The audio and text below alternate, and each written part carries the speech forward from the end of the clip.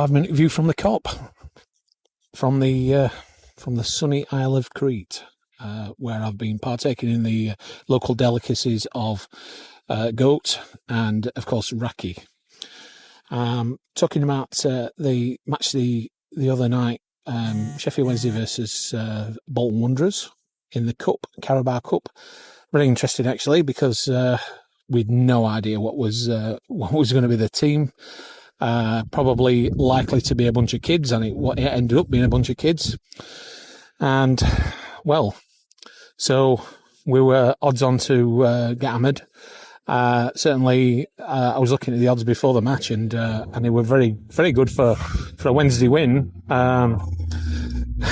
So should have gone for that one. But lots of motorcycles going past. You hear? So, yeah, very surprised actually. I managed to watch the whole match on the BT stream. I got a decent enough Wi-Fi to be able to see this one, and yeah, very good. We gave such a good account of ourselves, and obviously, you know, the result we managed to come out on top. So.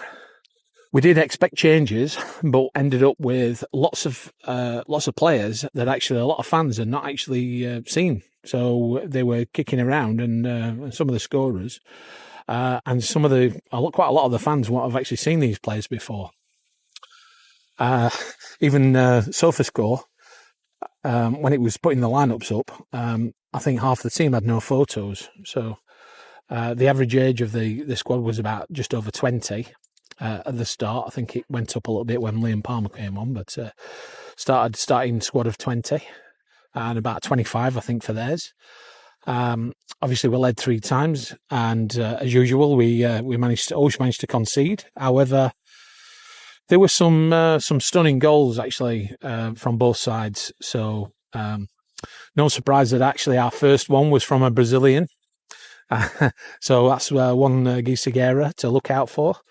Certainly, I just thought he was a defender, but certainly took that like an excellent attacker. And then, despite conceding the 3 goals, actually, I thought that Piers Charles was a standout performer in this match. I thought he was absolutely fantastic.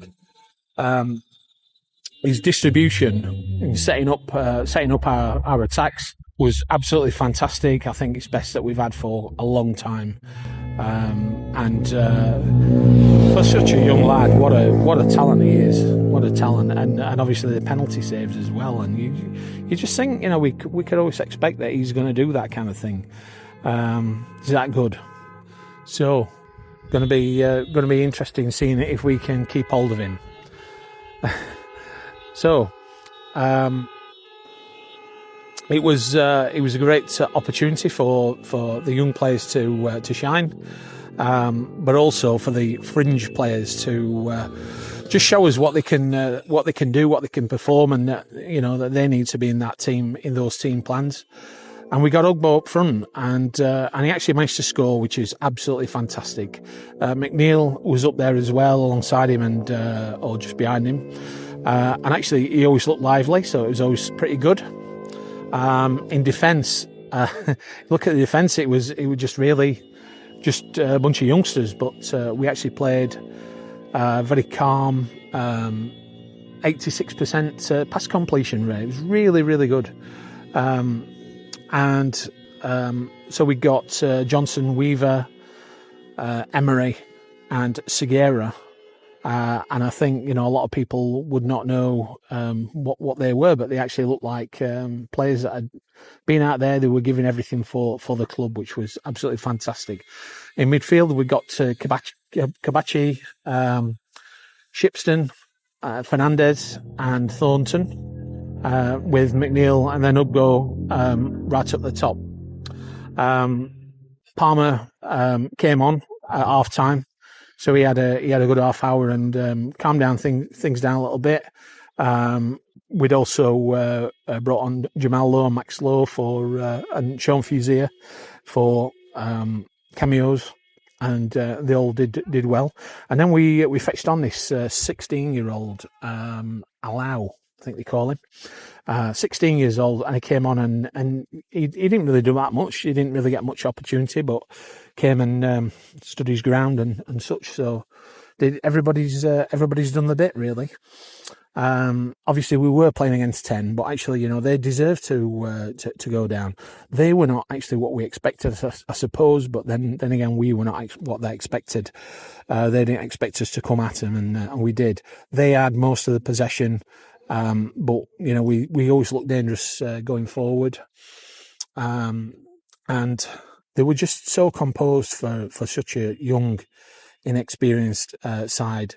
And every time they came back, you just think, okay, is this it? 1-0, even with 10 men, so much experience. And at one point they'd got like their standard strike force on, and some cracking players there. He's one of them. I can't remember what they call him. I think he was from Brighton, but what a great player he looked, and he was just taking us on single-handedly at one point, but we managed to survive that. But, we didn't collapse. And actually, when it came to the penalties, we didn't miss a penalty, whereas they did. So the prize that we get for winning that match is Leeds at home, which may be interesting. I know there's a few people talking about actually just boycotting that game because season ticket holders won't have already got a ticket for it, so that's a potential. It could be a disastrous match, or should we just give those lads a run out again and see whether they can come up trumps again?